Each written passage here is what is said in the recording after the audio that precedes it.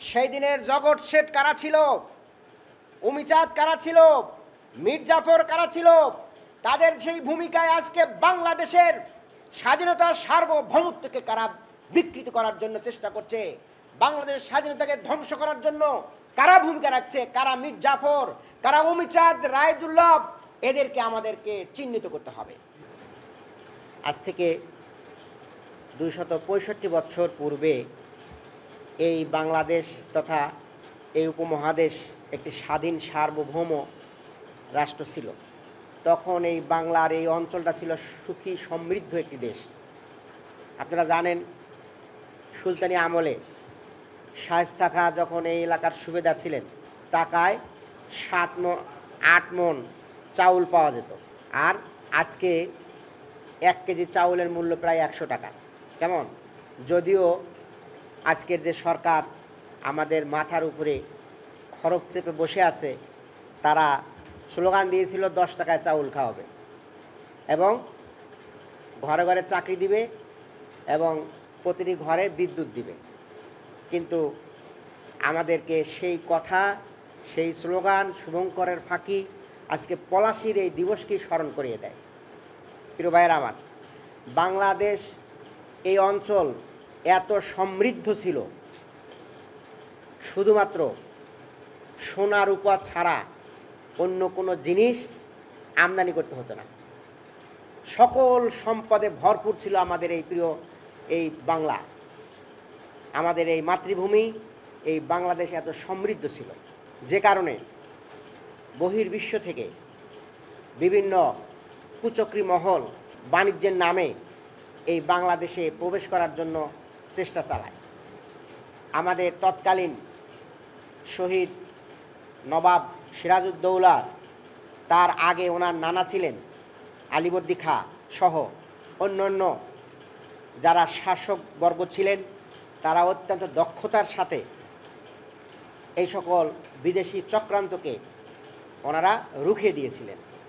কিন্তু পরবর্তীতে বিদেশি চক্রান্ত এবং দেশীয় এজেন্টদের, দালালদের সহযোগিতায় যে ধরনের একটা পরিবেশ সৃষ্টি হয়ে যায়, নবাব পরিবারের মধ্যে গ্রুপিং সৃষ্টি হয়ে যায়, প্রশাসনের মধ্যে বিভিন্ন গ্রুপ সৃষ্টি করে তারা ঘোলা পানিতে মাছ শিকার করার জন্য ভূমিকা রাখেন।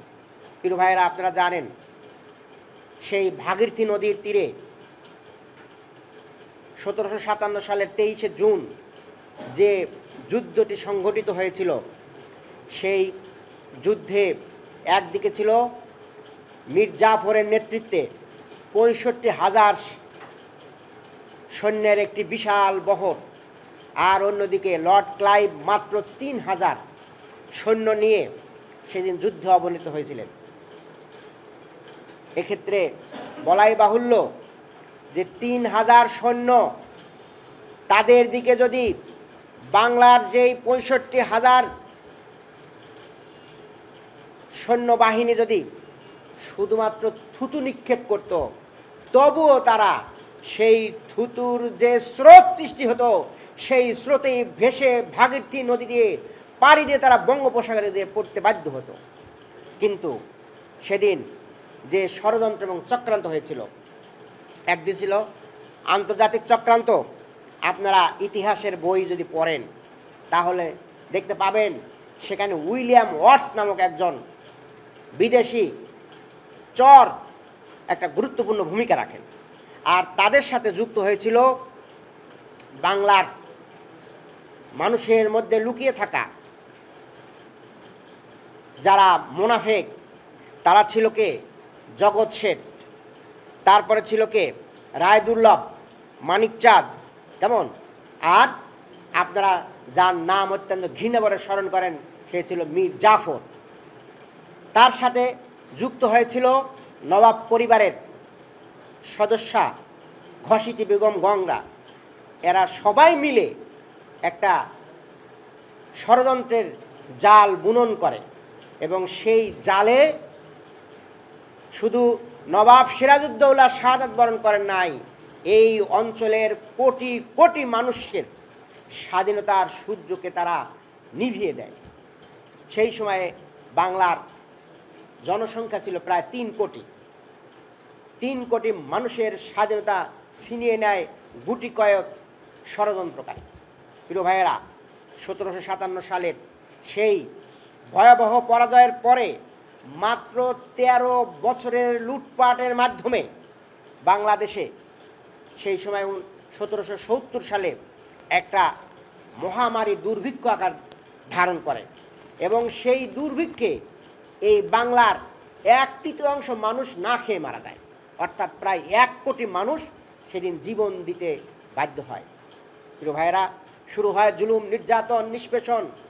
বাংলার মানুষ, বাংলার এই মুসলমানেরা সেদিন 2টি স্তরের নিচে চাপা পড়ে যায়।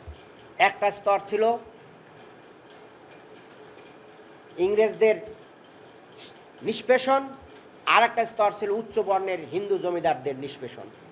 এই 2 ধরনের নিষ্পেষণে বাংলার মুসলমানেরা নিষ্পেষিত হতে থাকে, শোষিত বঞ্চিত হতে থাকে, লুণ্ঠনের শিকার হতে থাকে, বঞ্চনার শিকার হতে থাকে। প্রিয় ভাইয়েরা, যত দিন যায় ততই নির্যাতন এবং নিষ্পেষণ, নিপীড়ন আরও গভীর থেকে গভীরতর হতে থাকে। প্রিয় ভাইয়েরা, বাংলাদেশের স্বাধীনতার সূর্য অস্তমিত হওয়ার পরে দীর্ঘ সময়ে মুসলমানেরা বিভিন্ন সময় আন্দোলন সংগ্রাম গড়ে তুলেছেন। আপনারা জানেন যা আমাদের প্রিয় নেতা তিতুমীর, তিনি গর্জে উঠেছেন, বাঁশের কেল্লা স্থাপন করেছেন, ইংরেজদের ষড়যন্ত্রের বিরুদ্ধে তিনি যুদ্ধ ঘোষণা করেছেন, জেহাদ ঘোষণা করেছেন। আপনারা জানেন হাজী শরীয়তুল্লাহ, তিনি তার অনুসারীদের নিয়ে উনি আন্দোলন করেছেন, যুদ্ধ ঘোষণা করেছেন। এইভাবে মুসলমানদের যারাই যেখানে নেতৃত্বে ছিলেন সেখান থেকেই তারা এই ইংরেজদের হাত থেকে এই জাতিকে উদ্ধার করার জন্য ভূমিকা রেখেছেন। আপনারা জানেন যে আমাদের সৈয়দ আহমেদ বেরলভী, তিনি এই বাংলা থেকেই আন্দোলনের কাজ শুরু করেছিলেন এবং তিনি ওই সীমান্ত অঞ্চলে গিয়ে একটি খেলাফত প্রতিষ্ঠা করেছিলেন। যদিও সেই খেলাফত বেশি দিন স্থায়ী হয়নি, মাত্র 5 বছরের ব্যবধানে ইংরেজদের ষড়যন্ত্র এবং শিখদের ষড়যন্ত্রের কারণে সেদিন তিনি নির্মমভাবে শহীদ হয়ে যান। প্রিয় ভাইয়েরা আমার, এইভাবে মুসলমানেরা আন্দোলন সংগ্রাম যে বীজ বপন করে তারই একটি ধারাবাহিকতায় 100 বছর পরে 1857 সালে একটি সিপাহী বিদ্রোহের নামে একটি বিপ্লব সংগঠিত হতে যাচ্ছিল। সেখানে ইংরেজদের বাধার কারণে, চরম প্রতিরোধের কারণে সেই দিনের সেই বিদ্রোহ সফল হতে পারেনি। কিন্তু পরবর্তীতে সেই বিদ্রোহের মাধ্যমে স্বাধীনতা আন্দোলন নতুনভাবে রূপ লাভ করে। আপনারা জানেন এরপরেই শুরু হয় কংগ্রেস নামক একটি আন্দোলন, যে আন্দোলনের নেতৃত্বে ছিল হিন্দু মানে উচ্চবর্ণের হিন্দু নেতৃবৃন্দ, এবং তাদের দাবি ছিল যে এই ভারত স্বাধীন হবে ইংরেজদের হাত থেকে, এখানে একটি রাষ্ট্র হবে এবং সেটা হবে হিন্দু রাষ্ট্র। কেমন? এইটা তারা শুধুমাত্র স্লোগানের মাধ্যমেই নয়, তারা বিভিন্ন কার্যকলাপের মাধ্যমে এটা প্রকাশ করতে থাকে।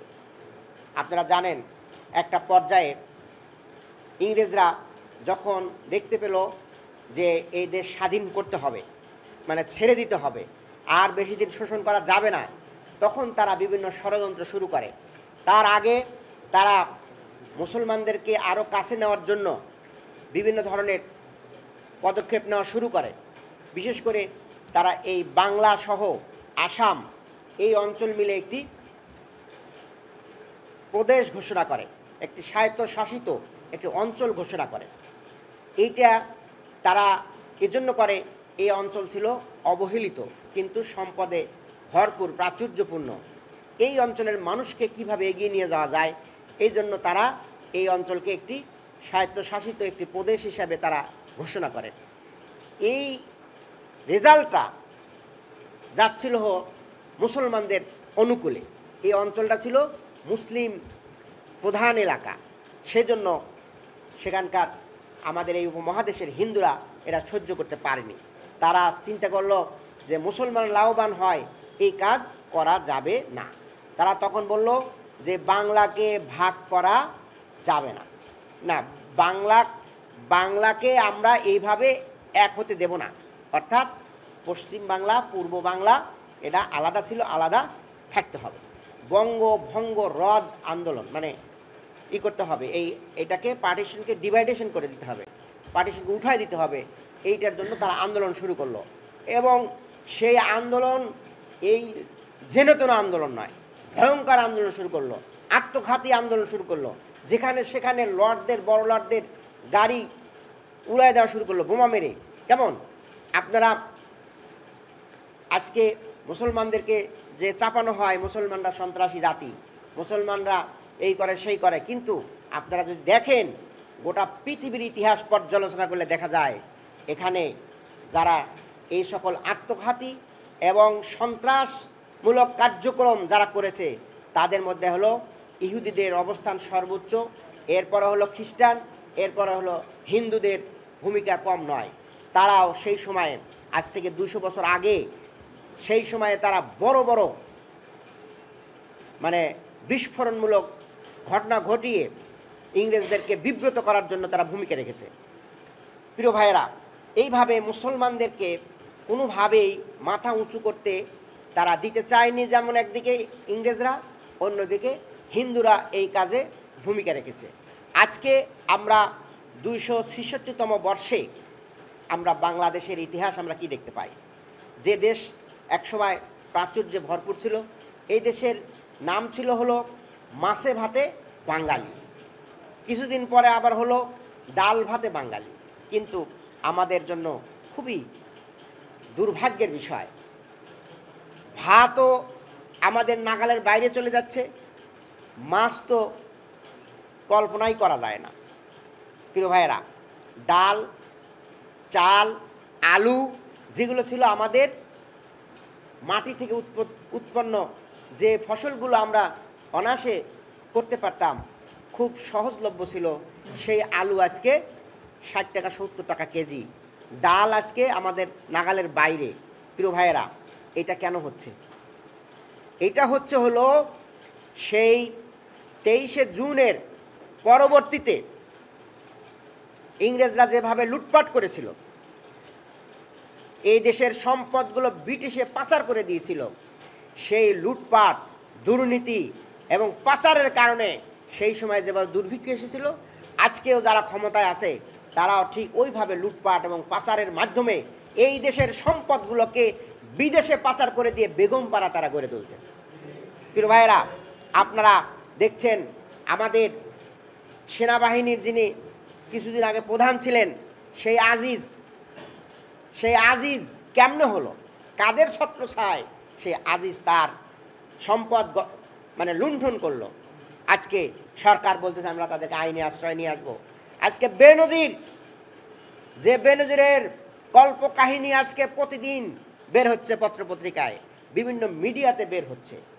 সেই বেনজির কার লোক, কোত্থেকে এসেছে, কার আশ্রয় প্রশ্রয়ে বেনজির এই পর্যায়ে আসলো? আজকে সে আমরা শুনি আঙ্গুল ফুলে কলা গাছ, কিন্তু আজকে কলা গাছ নয়, বট গাছ নয়, আজকে হিমালয় পর্বতে পরিণত হয়েছে। প্রিয় ভাইয়েরা আমার, সম্পদের পাহাড় হিমালয় পর্বতকে ছাড়িয়ে গেছে। প্রিয় ভাইয়েরা আমার, আজকে বেনজির যার নির্দেশে যে পুলিশ বাহিনী আমাদের এই শিবিরের ভাইদেরকে, শিবিরের কর্মীদেরকে, স্কুলের ছাত্রদেরকে তারা বুকে বন্দুক ঠেকিয়ে গুলি করে হত্যা করেছে। আমার সিরাজগঞ্জের 2 জন ভাই শহীদ হয়েছেন, স্কুলের ছাত্র, কলেজের ছাত্র, শহীদ মাহফুজ, শহীদ আনিস। কি অপরাধ ছিল? মেস থেকে ধরে নিয়ে গুলি করে চিকিৎসা না করে তাকে শহীদ করা হয়েছে আমার ঠিক পাশের গ্রামে আনিসের বাড়ি। প্রিয় ভাইয়েরা, এইভাবে আমাদের ঝিনাইদহের শহীদ, কিশোর শহীদ, কি নাম, সোহান, তার কি অপরাধ ছিল?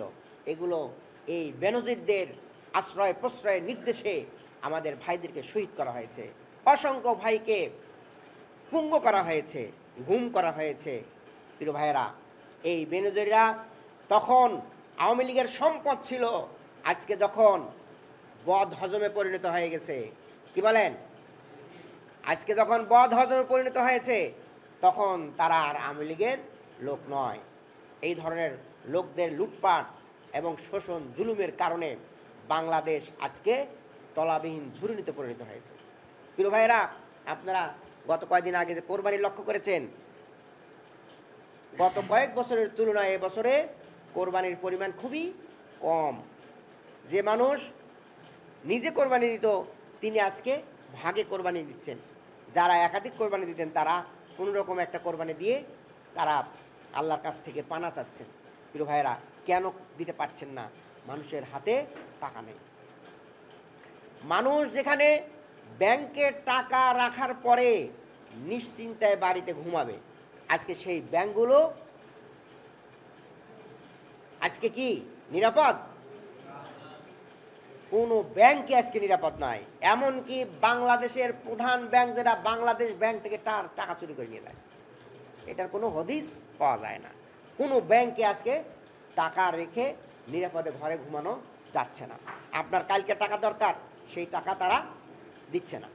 প্রিয় ভাইয়েরা আমার, আজকে এই সকল জুলুম নির্যাতন, এই জুলুম নির্যাতনের অবসান ঘটাতে হলে আমাদেরকে রাজপথে নেমে আসতে হবে। আমরা অত্যন্ত নিন্দা এবং ধিক্কার জানাচ্ছি।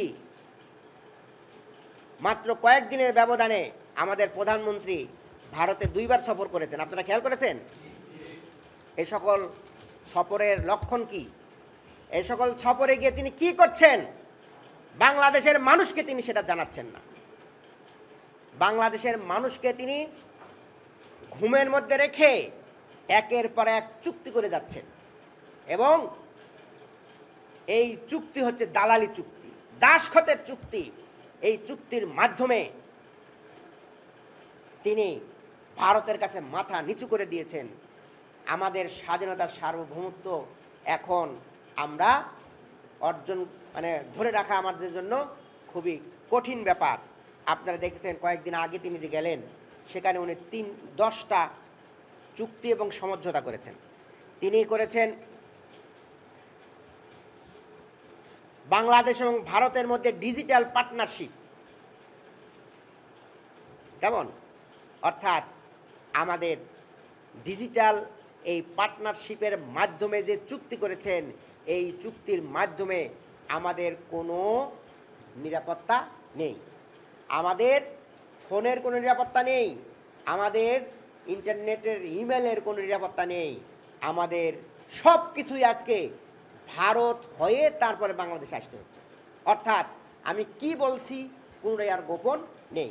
এই সব কিছুই আজকে ভারতের কাছে একদম তালাবদ্ধ হয়ে গেছে। তারা যেভাবে তালা খুলবেন ঠিক ওইভাবেই আমাদেরকে চলতে হবে। প্রিয় ভাইয়েরা, তারা বাংলাদেশ এবং ইন্ডিয়ার মধ্যে গ্রিন পার্টনারশিপ করেছে। গ্রিন পার্টনারশিপ এর মাধ্যমে আমাদের স্থলবন্দরগুলো আজকে শুল্ক মুক্ত ব্যবহার করার জন্য তারা সুবিধা পেয়েছে। আমরা তো তাদের দিকে কম যাই, তারা আমাদের দিকে বেশি আসে। তাহলে এই যে পার্টনারশিপ করা হলো, একতরফাভাবে আমাদের উপরে তারা ব্যবহার করে যাবে, কোনো শুল্ক দিবে না, এইভাবে আমাদেরকে শোষণ করা হচ্ছে আর আমরা সেটা সহ্য করে যাচ্ছি। প্রিয় ভাইয়েরা, তারা স্বাস্থ্য ঔষধ সংক্রান্ত একটা সমঝোতা করেছে। তাহলে আমাদের ঔষধ যদি সেখান থেকেই আনতে হয়, তাহলে ঔষধের মধ্যে কি দিচ্ছে, আমরা কি পাচ্ছি সেটা জানি আমরা? প্রিয় ভাইয়েরা, এই হিন্দুদেরকে বিশ্বাস করার কোনো সুযোগ নাই। তারা একই ফ্যাক্টরিতে 2 ধরনের ওষুধ তৈরি করে, একটা বাংলাদেশি দিয়ে দিবে আর একটা তাদের দেশের জন্য রাখবে, আর ওই ওষুধ খেয়ে আমাদের রোগ ভালো হবে না, বরঞ্চ আমরা মৃত্যুর ঝুঁকির দিকে চলে যাব। প্রিয় ভাইয়েরা, এইভাবে তারা আমাদের স্বাস্থ্য এবং ঔষধের উপরে হাত দিয়েছে। আমরা যেখানে বাংলাদেশ ঔষধ তৈরি করে বিদেশে আমরা রপ্তানি করি, সেই বাংলাদেশ আজকে ঔষধ এবং স্বাস্থ্যের জন্য ইন্ডিয়ার কাছে ধর্ণা দিতে হবে। প্রিয় ভাইয়েরা, আজকে আমাদের এই দেশ থেকে মানুষ ইন্ডিয়াতে যায় কেন?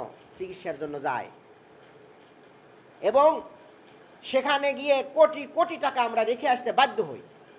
যদি একজন রোগী 1 লাখ টাকা রেখে আসে, 3 লাখ টাকা রেখে আসে। এইভাবে লক্ষ লক্ষ মানুষ যেখানে যাচ্ছে প্রতিদিন, কত টাকা চলে যাচ্ছে, কোটি কোটি টাকা আমরা স্বাস্থ্য খাতে ওখানে দিয়ে আসতেছি। কেন বাংলাদেশ কি পারে না একটি মেডিকেল কলেজ, একটি হাসপাতালকে বিশ্বমানের একটা হাসপাতাল তৈরি করতে? যেখানে 20 কোটি মানুষ বসবাস করে, সেই দেশে একটা হাসপাতাল যদি আন্তর্জাতিক মানে যদি সরকার করতে পারে, তাহলে আমরা কেন ভারতের দিকে যাব? কেন আমরা থাইল্যান্ডে যাব? কেন আমরা সিঙ্গাপুর যাব? আমরা এখানেই তো সেই টাকাটা দেব। কিন্তু ভাইরা, আমাদের এই দেশে এমনও প্রজ্ঞাসম্পন্ন ডাক্তার রয়েছেন যারা ওই বিদেশের ওই ডাক্তারদের চাইতেও দক্ষ এবং বিজ্ঞ। আজকে আমরা তাদেরকে কাজ দিতে পারছি না, আজকে তাদেরকে ইনস্ট্রুমেন্ট দিতে পারছি না, যে কারণে তারা আমাদেরকে সেবা দিতে পারছে না। আমরা দুঃখের সাথে বলতে বাধ্য হচ্ছি, আমি গতকাল খোঁজ নিয়েছি, ঢাকা মেডিকেল কলেজে যে ক্যান্সারের যে রেডিওথেরাপি দেওয়া হয়, আজ থেকে 1 সপ্তাহ যাবত বন্ধ আছে, বন্ধ, মেশিন নষ্ট হয়ে গেছে। এটা কথা হলো? মেশিন নষ্ট হয়ে গেছে। আমি খবর নিলাম পিজি হাসপাতালে, তারাও বলতেছে যে আমাদেরও আরো কয়েক মাস আগের থেকে বন্ধ হয়ে গেছে।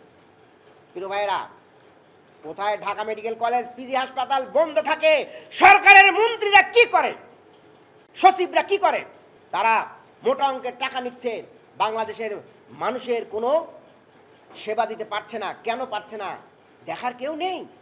এখানে ভাইস চ্যান্সেলর রয়েছেন, ওখানে প্রিন্সিপাল রয়েছেন, তারা কি করেন?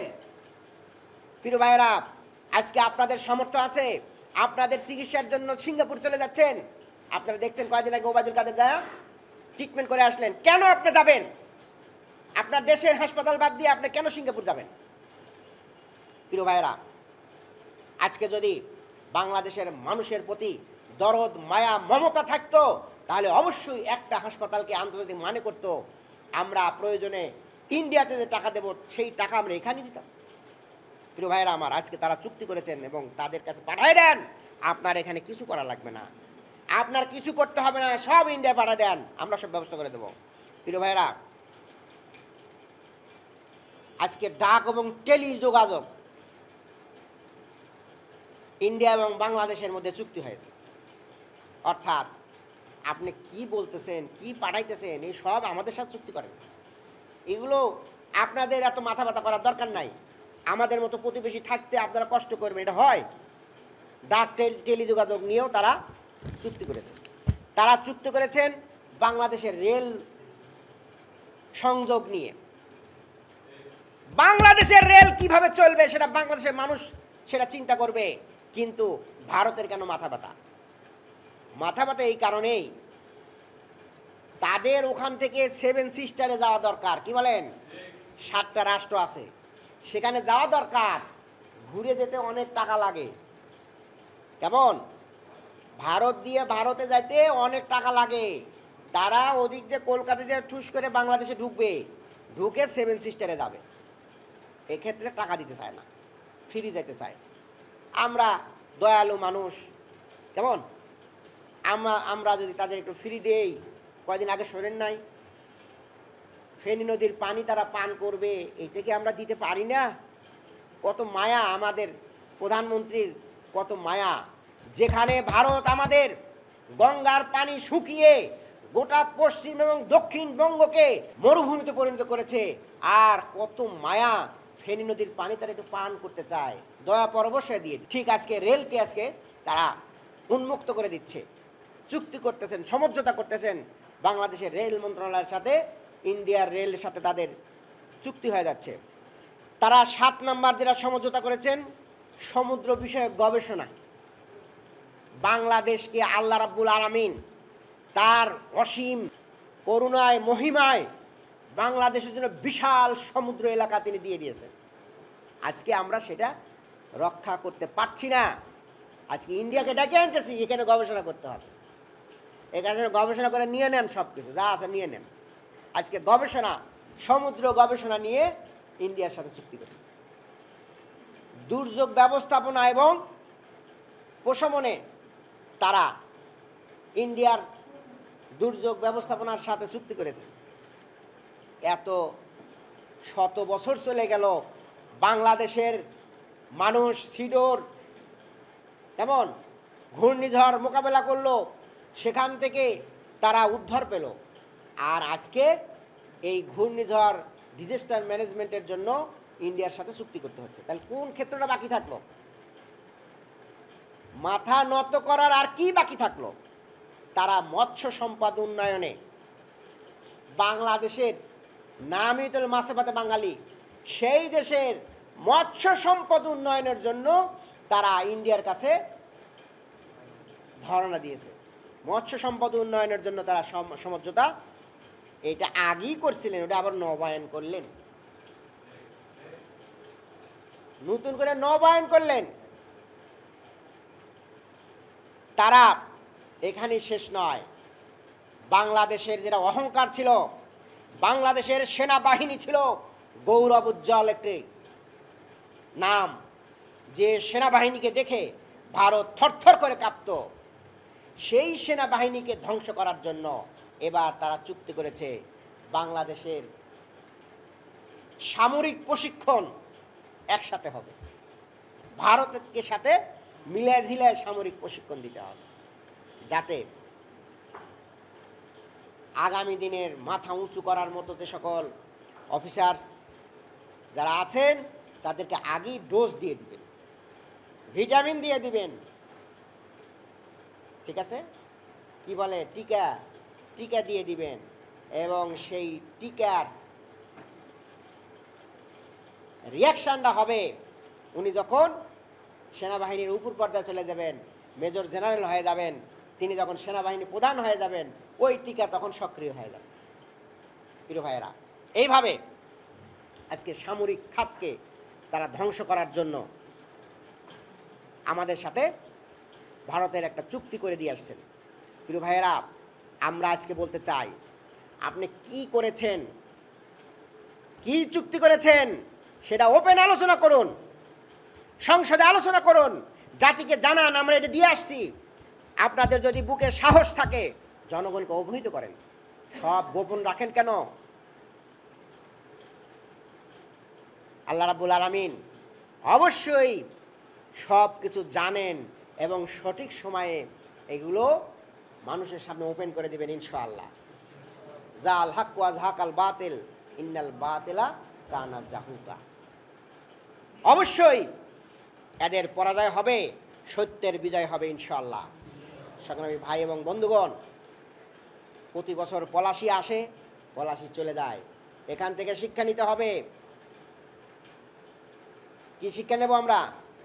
আমাদের 1 নম্বর শিক্ষা হচ্ছে, সেই দিনের জগৎ শেঠ কারা ছিল, উমিচাঁদ কারা ছিল, মীর জাফর কারা ছিল, তাদের সেই ভূমিকায় আজকে বাংলাদেশের স্বাধীনতার সার্বভৌমত্বকে কারা বিকৃত করার জন্য চেষ্টা করছে, বাংলাদেশের স্বাধীনতাকে ধ্বংস করার জন্য কারা ভূমিকা রাখছে, কারা মীর জাফর, কারা উমিচাঁদ, রায়দুল্লভ, এদেরকে আমাদেরকে চিহ্নিত করতে হবে এবং তাদের বিরুদ্ধে জনগণকে সচেতন করতে হবে। এবং আগামী দিনে এই সকল দুর্নীতিবাজ, এই সকল দেশবিরোধী চক্রান্তকারীদেরকে রুখে দেওয়ার জন্য আমরা যেন জনগণকে সাথে নিয়ে আন্দোলন সংগ্রাম করতে পারি, সেই ধরনের দীপ্ত সিদ্ধান্ত এবং শপথ আমাদেরকে নিতে হবে।